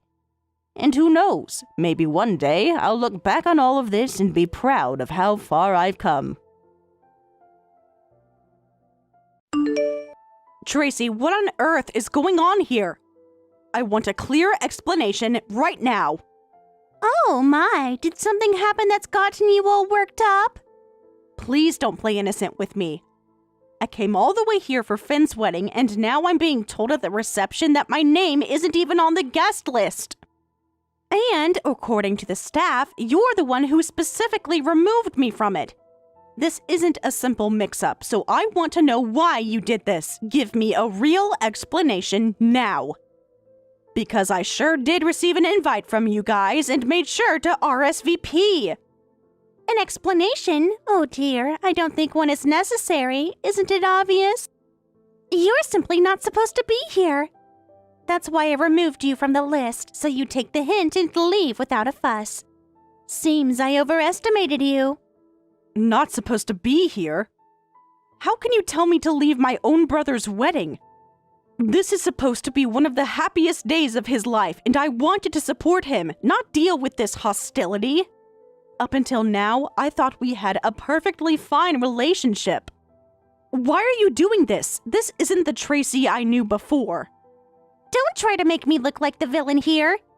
You've been fooling everyone, acting as if you're Finn's real sister. But I've learned the truth, so don't act all innocent. You're the one who's been lying about who you really are. Lying? What are you talking about? I haven't lied to anyone about anything. Stop pretending. I found out everything. You're nothing but an adopted child taken in out of some misplaced pity. You're not really Finn's sister at all, but you've been parading yourself around like you're his blood relative. I can't believe you had the nerve to keep up this charade for so long. Adopted? Is that what this is all about? Yes, it's true that my uncle and aunt took me in after my parents passed away. I was legally adopted by them, and because of that, I've been Finn's sister for as long as I can remember. I'm not pretending anything. I am his sister by both law and love. But you share no blood. Can you really say you're his sister when you're just some stranger that happened to be taken in? It's absolutely absurd, honestly. You may feel close to him, but family is about more than just paper and promises. It's about blood, lineage, and connection, things you can't claim. Look, my parents died when I was still young, and my uncle and his wife took me in, raised me, and treated me as their own child for over a decade. I've been part of this family through all the highs and lows, and they've always treated me as a daughter. I am family. You don't have the right to question that. I can't believe you're taking such a bold stance, as if you're a real part of this family. You have no idea what it's like to belong to a true family legacy. Finn's father is the head chef of an Italian restaurant that has been a symbol of fine dining for more than 100 years. Ben himself is training under his father, and he's going to carry on that legacy. You're a complete outsider in all of this. I know exactly who Finn's father is, thank you. I don't need a lecture. And my family has its own long-standing reputation. My father is the CEO of a company that has been passed down through generations. This isn't just a wedding, it's the union of two highly respected and prestigious families. And you, with your outsider background, don't belong in this kind of company. Look, I respect that your family is prestigious. But a marriage should be about the two people who love each other, not about impressing society. It's not fair to treat me this way just because I'm adopted. My background doesn't define my relationship with Ben or my place in his life. So please, let me go in and see my brother. I want to be here for him, like any sister would. Enough! You don't understand the weight of this union. Surely you're aware that our company is planning a collaboration with Finn's father's restaurant to launch a new product line based on their signature dishes? Of course I know about that. Well then, you should also understand the scale of this project. It's expected to bring in billions in revenue. This wedding isn't just about a simple ceremony. It's about a strategic alliance between two influential families, and we've invited high-profile guests from all around. Having you here, someone with no real family standing, would ruin the image we're trying to present. You're like a stain on our carefully curated event. Let's get one thing straight. My father and Finn's father are brothers, meaning we share family ties. So by your logic, I have every right to be here. This isn't just about blood alone. Family is also about love, commitment, and shared history. Oh, please, spare me your little speech. You're from the side family. Side family? What are you talking about? Exactly. You're not from the main family. You're from a secondary line, which is practically irrelevant. I don't care about anyone who's not part of the core family. To me, the main family is all that matters. That's where true prestige lies. And as for you, you're not even a true branch, just an add-on, a hanger-on who was lucky enough to be adopted. You have no real place here, and I think it's time you accepted that. I'll say it one last time. Leave this venue immediately. I can't believe this is happening. After all the years I've spent with this family, you're telling me I'm not welcome? That's right. It's time you realized your place. You don't belong here.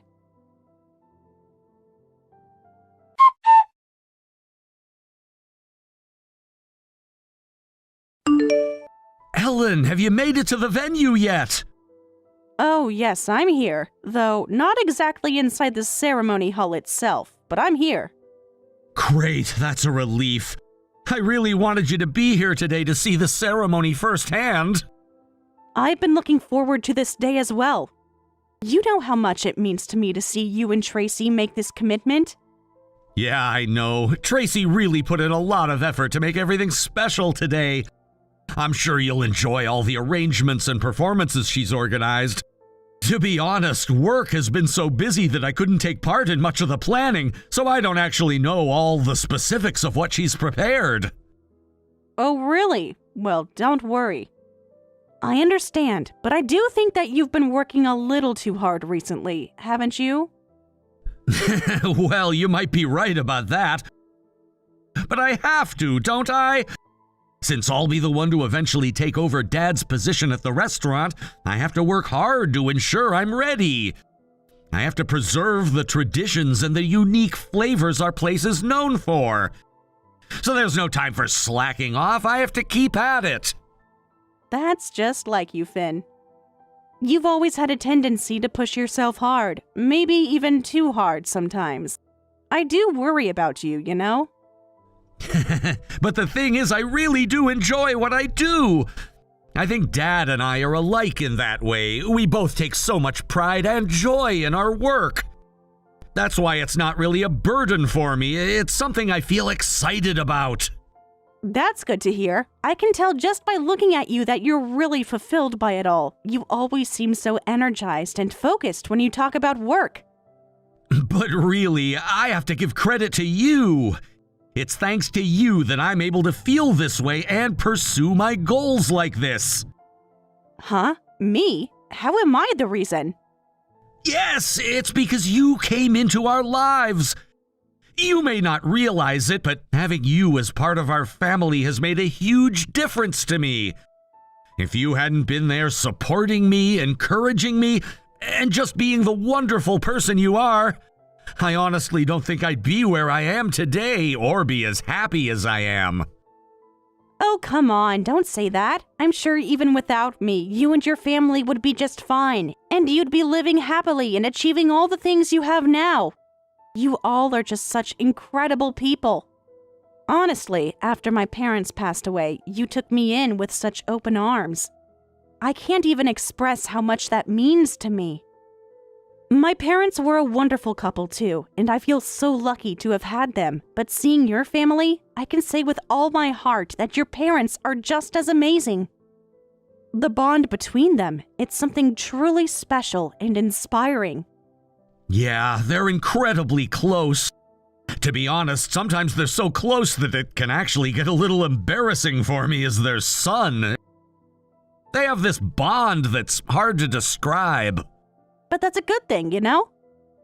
Being close and loving each other, there's nothing bad about that. It's something beautiful. True, I agree. I hope to have that kind of bond with Tracy as well. I really want to build the same type of deep, unbreakable connection that my parents have. Yes, that would be wonderful. I think you both deserve that happiness. Well, anyway, just hang tight in the hall. The ceremony should be starting soon, and I'd love to see you in the audience as we take this big step. Actually, Finn, I don't think I'll be able to watch your ceremony. What? What do you mean? Is something wrong? Are you feeling unwell? No, it's not that. I made it to the venue, but I haven't been able to get inside the ceremony hall itself. They won't let me in. What? I don't understand. Why wouldn't they let you in? What's going on? It seems like Tracy might be involved in this. I have reason to believe it's her doing. Tracy? Wait, are you saying Tracy did something? What's going on? Please tell me what exactly happened. Yes, well, it's a bit complicated, but I'll explain as best as I can.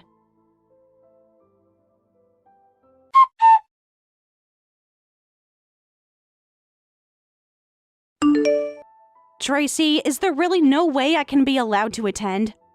I just don't understand why I can't participate in this day. Ha! Still begging? Haven't you had enough? Just get out of here already. If you're going to keep making a scene, I'll call security and have them escort you out. Is that what you want? Wait, please, just listen to me for a moment. I know that I'm adopted. But Finn and I, we've spent over a decade together as if we were true siblings. He told me himself that he wanted me to be here to see his big day. Even if you don't do it for me, at least let me attend for Finn's sake.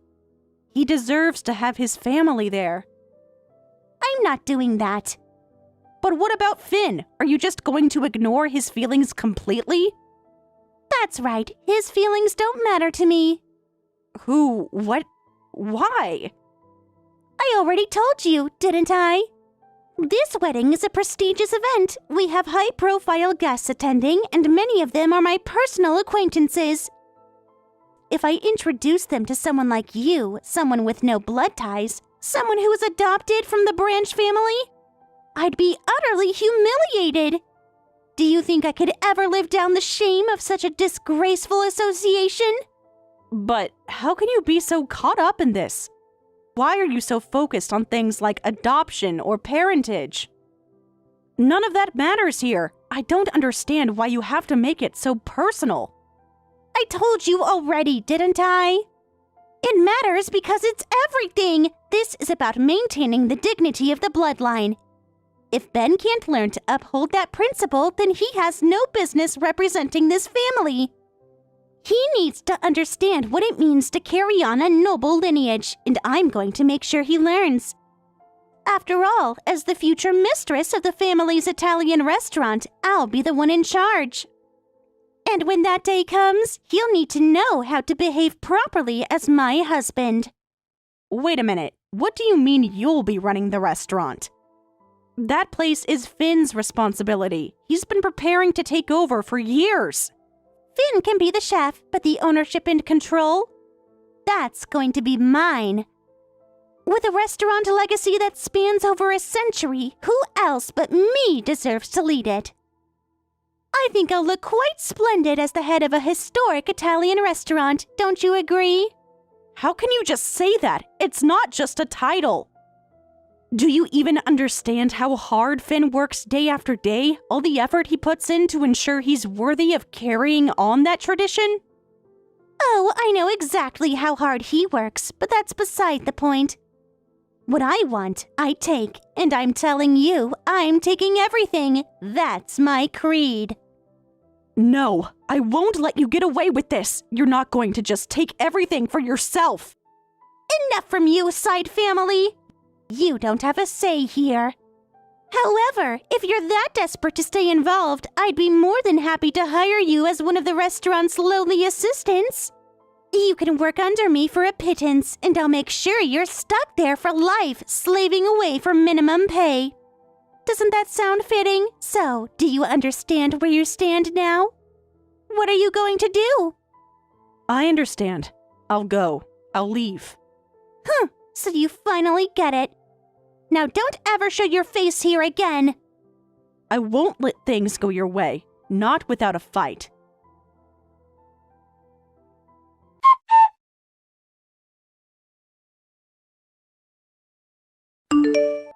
Hey, so did you actually leave? Of course, I've already left the venue. Good. Now we can finally have this wedding without any issues. Glad to hear it. Now, there's something else I need to make very clear here. What? Is there more? This will be the last thing. I need you to understand that from here on out, we expect you to cut all ties with us. I mean, not just with us as a couple, but with our entire family. Excuse me? Why on earth would I do that? I've already accepted not attending the ceremony, but to sever ties with my family? You have no right to dictate something like that. I will always be family to my uncle, to Finn. That won't change. Just stop leeching off of us already. Leech? Did you just say leech?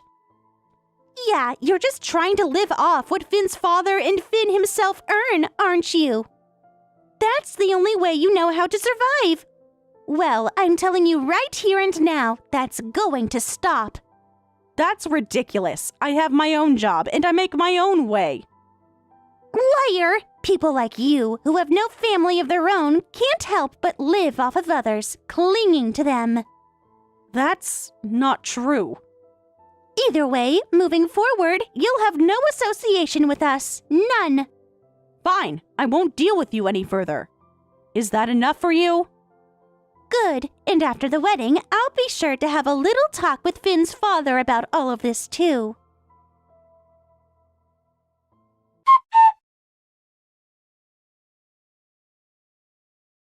Ellen, why aren't you answering your phone? Why haven't you been picking up? Oh, I'm sorry about that. I was tied up with a few things I had to take care of. But 200 missed calls. What's going on? Is everything okay? It's because of you that the wedding turned into a complete disaster. A disaster? What do you mean by that? All the guests from the groom's side, every single one of them left the venue. Oh, that's what happened? But why? What caused them to leave? It's because of you. You went around spreading all kinds of lies and causing trouble for everyone. What are you talking about? Don't accuse me of something I didn't do. I heard it from the guests. They told me everything. Yes, I did talk to the guests, but I wasn't spreading lies. You have to understand, when I couldn't make it to the wedding, I figured they'd be confused or upset. I thought it would be better to explain why I couldn't attend. That's all I did. So you told them to leave the wedding and not support it anymore, didn't you? You told them to boycott the ceremony, didn't you?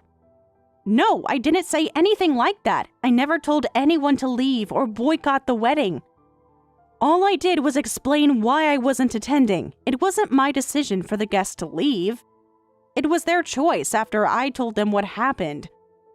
They were upset when I told them that I was sent away just because I'm adopted. I didn't tell them to leave or to make a scene. They made that decision on their own, and I had no part in it. So you are admitting that you spoke to the guests and told them what happened? That's the problem. Now you need to fix this. You need to contact everyone and tell them it was all a mistake, that it was all a lie.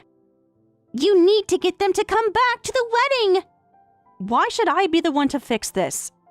And I'm not lying. I'm telling them the truth about how I was treated. Why would I lie about something so serious? They've been kind to me for all these years, and I couldn't possibly lie to them. Are you really saying you don't care that your brother's wedding is ruined? You've made everything fall apart. Don't blame me for this. I didn't cause this mess. You did. You're the one who made this whole thing a disaster. I simply told the truth. You're the one who should be taking responsibility for this situation, not me. Huh. Fine then. If you're so sure, why don't you go ahead and tell Finn the same thing? Why don't you tell him that you ruined the wedding and that you're the reason everything fell apart? Of course I'll tell him. What's the problem with that? You think Finn will just accept that? Do you really think he'll be okay with the fact that you're the one who ruined the whole ceremony? Finn will understand the truth, and if he has any doubts, I'll explain everything to him. I'm not worried about that. You really think Finn will just listen to you and ignore what I say? You're so wrong. Finn has always believed in me. He trusts me more than he'll ever trust you. Oh, really? Well, that's fine. Let's see what happens when I tell him everything. I'm sure he'll see the situation for what it really is. I'm sure he'll see the situation for what it really is. Finn is going to be heartbroken when he finds out you're the one who caused all of this. Finn might be upset, but he will understand why it happened. He knows that I would never intentionally ruin the wedding. He'll realize that it's not my fault. Don't think for a second that Finn is going to forgive you for this. This is unforgivable, Ellen. I'm telling you now, Finn will never let you off the hook for this. We'll see about that. Finn and I have a very strong bond. He won't believe you over me. And even if he's upset, he'll understand that I wasn't the one who caused all of this. I've done nothing wrong. Well, I'll make sure to tell him exactly what happened. I'll make it very clear who is responsible for this mess. Feel free to do that, but I'm telling you, Finn will trust me. He'll know I was just being honest with the guests. He won't take your word for it. You'll see. After everything is said and done, Finn will never forgive you for what you've done today. You'll be the one to lose him, not me. You think so? Well, Finn and I have always had a strong relationship, and nothing you say can change that. If he's upset now, he'll get over it once he hears the full story. I'm confident he'll see things my way. Huh, we'll see. But just so you know, no matter what happens, you're the one who's going to regret this. You've caused nothing but trouble. And you're the one who's responsible for everything going wrong.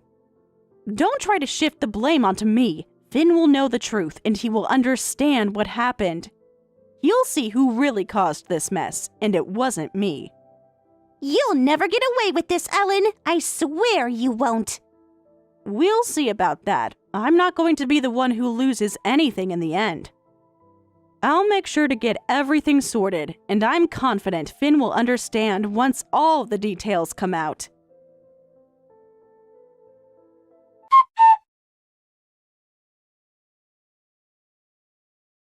Finn, this is terrible! All of the guests have left the wedding!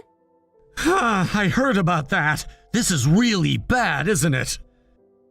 Wait, hold on, Finn. Did Ellen get this all up? Was this her plan? Ellen? Did she plan this? Yes, it's her! She's the one who ruined our wedding! She did this on purpose to mess everything up! That's not possible. There's no way Ellen would do something like that.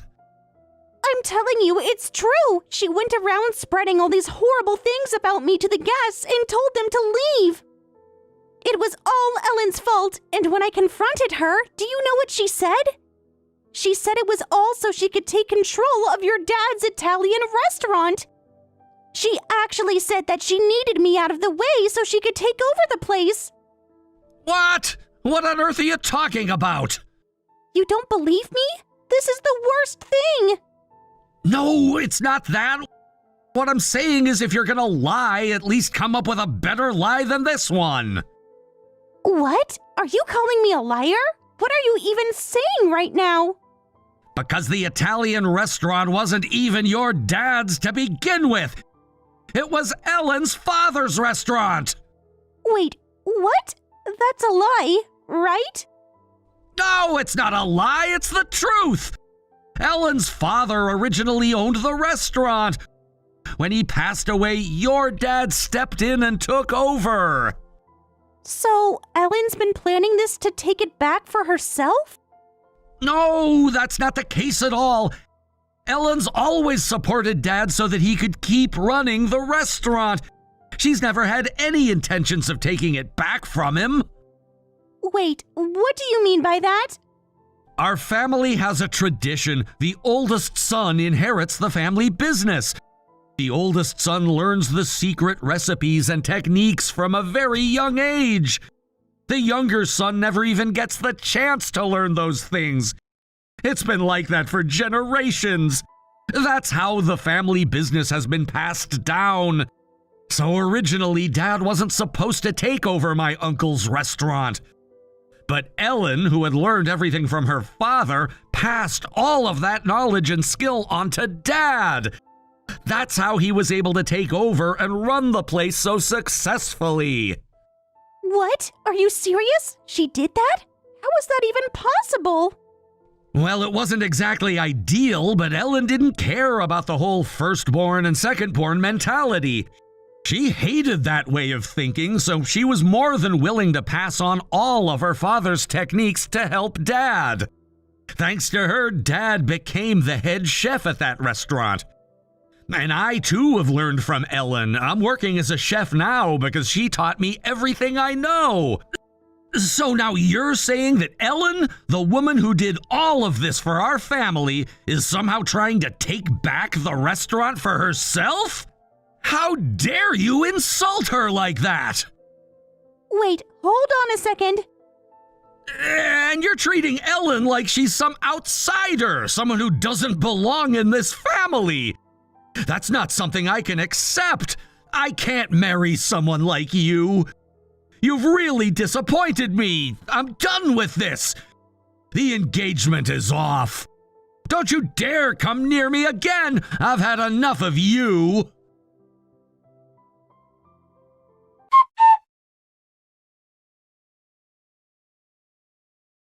I can't get a hold of Finn anymore.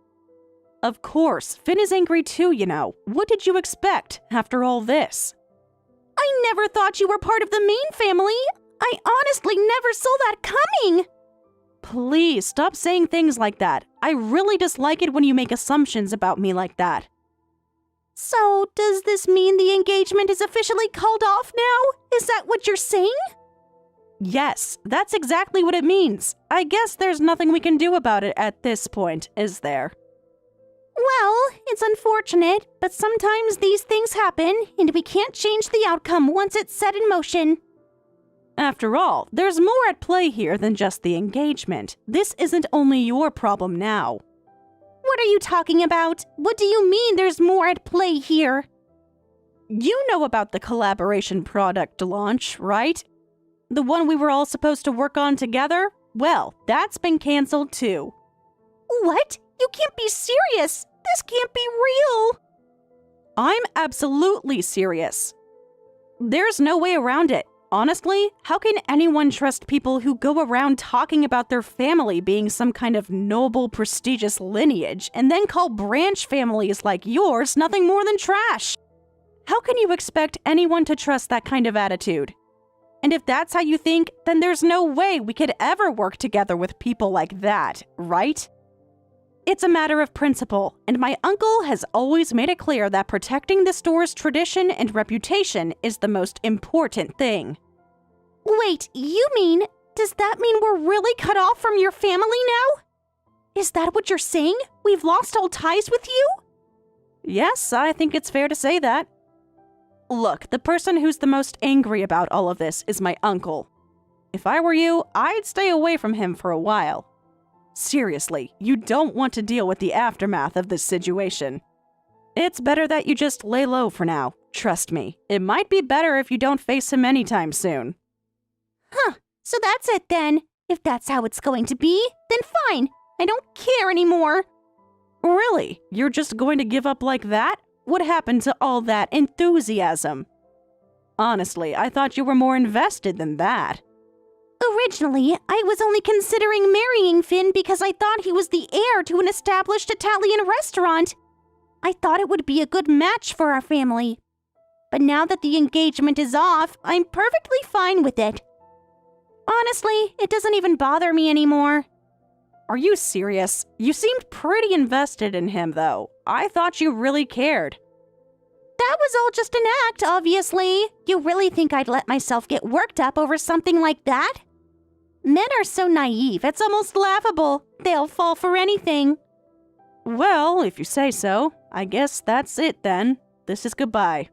Yes, it seems like it's time for us to part ways. But don't worry, I'll be fine. I'll just find another rich man, someone better. My family's always been involved in these high society events where the wealthy gather. You wouldn't believe how many potential matches there are in places like that. Honestly, if I go to those events, I could easily meet someone much wealthier than Finn. Huh? There are places like that? Oh, it's not really something you'd know about, I guess. It's a whole other world. You wouldn't really fit in anyway, so don't worry about it.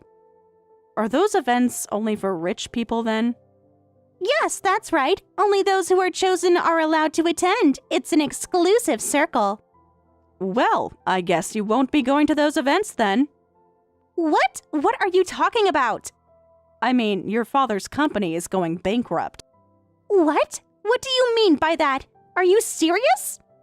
Oh, you didn't know? Well, your father's company has been struggling for years. They've been in the red for such a long time. It's honestly surprising it hasn't happened sooner. He was hoping that this collaboration would be the thing to turn everything around, but now that it's been canceled, the company is pretty much doomed.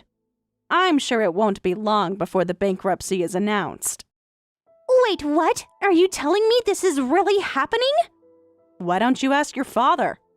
I'm sure he'll give you an answer, though it might not be the one you want to hear. I bet he won't look so confident then. No, that's impossible. This can't be true. You're just lying, aren't you? And I'm not lying. Your father might have had a great lineage, but when it came to managing a business, he was a total failure. I think he got in way over his head, and now it's too late to do anything about it. I can't believe this. This is too much. Well, you don't have to believe it, but you'll find out soon enough. It's only a matter of time before everything unravels. Hey, Ellen, please, can you set up a meeting with Ben? I want to apologize for everything. I didn't mean for it to end up like this. That's impossible now. Finn has already completely given up on you. You really don't have a chance with him anymore, and honestly, I don't want to be involved in anything like that. I'm not going to arrange anything for you two to meet. I didn't think things would end up like this. Please, I'm really sorry.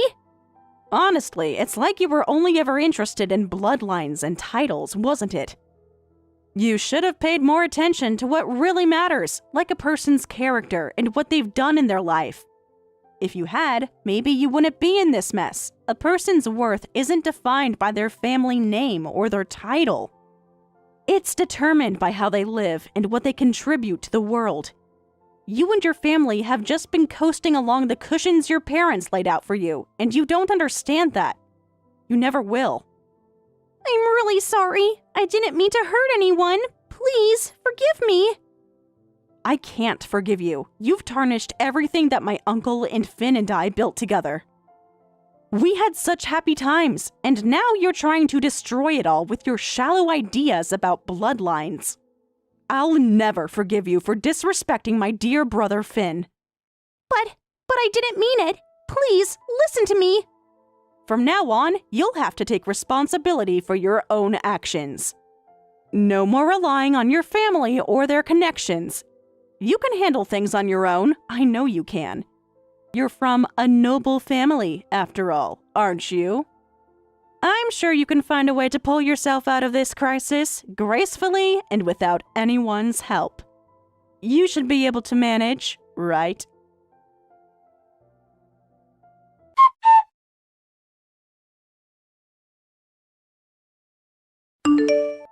Ellen, have you already gotten home?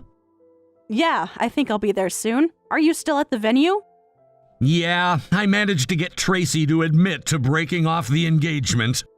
It was really tough, but I somehow got it done.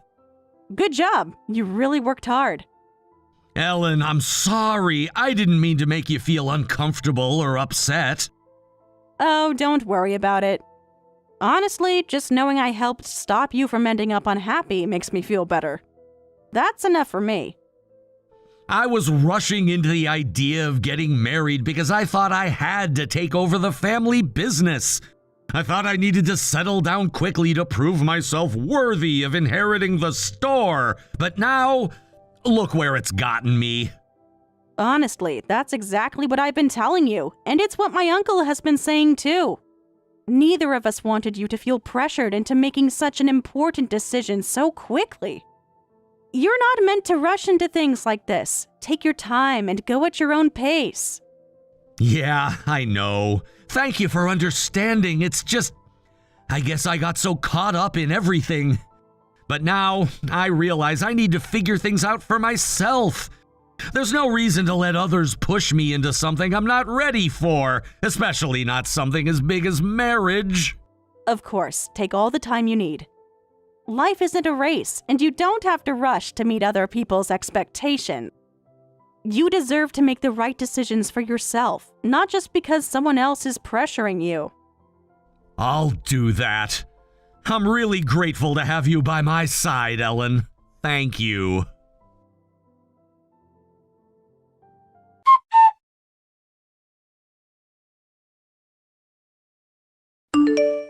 In an attempt to escape the weight of it all, Tracy moved out, thinking that living alone would be better. But she quickly realized she wasn't prepared for the challenges of independence. Her life had been shaped by wealth and status, and she had never learned the practical skills needed to manage finances or day-to-day life. It was a tough adjustment, and despite her best efforts, she couldn't let go of the desire for luxury. The habits of her old life, seeking the right places, craving extravagant experiences, lingered. Soon, Tracy started borrowing money, spending beyond her means to maintain the image of the life she once had. The debts piled up, and she found herself trapped in a cycle of financial instability. No matter how hard she tried, she couldn't turn things around. Now, she's constantly hiding from creditors, living in fear, unsure of how to escape the mess she's made. Meanwhile, my life has been drastically different. I've been living with my uncle and his family, where stability and happiness have been the constants. Despite facing our own challenges, we've grown closer and built something meaningful. Our Italian restaurant, a centerpiece of our lives, continues to thrive. Tracy, who always loved cooking, has committed herself to improving her skills, and I'm proud of how far she's come. Every day, she gets better, and it's not just about the food. It's about building a life, step by step. The success of the restaurant isn't just measured in profits, but in the relationships we've built, the trust we've earned, and the experiences we create for our customers. We're making more than meals, we're making memories. My parents would be proud of the direction we've taken, and I like to think they're watching over us, satisfied with our choices. Looking at Tracy's situation, I can't help but feel regret.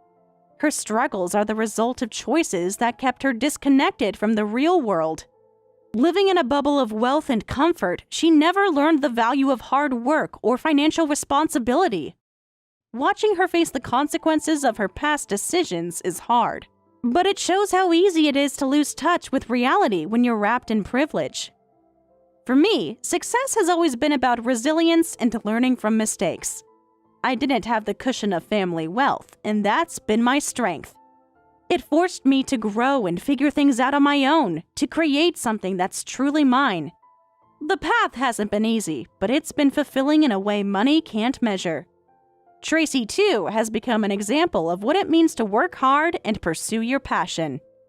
Her commitment to cooking reflects more than skill. It's about dedication and purpose. Each dish she prepares tells a story, and I'm proud of the progress she's made.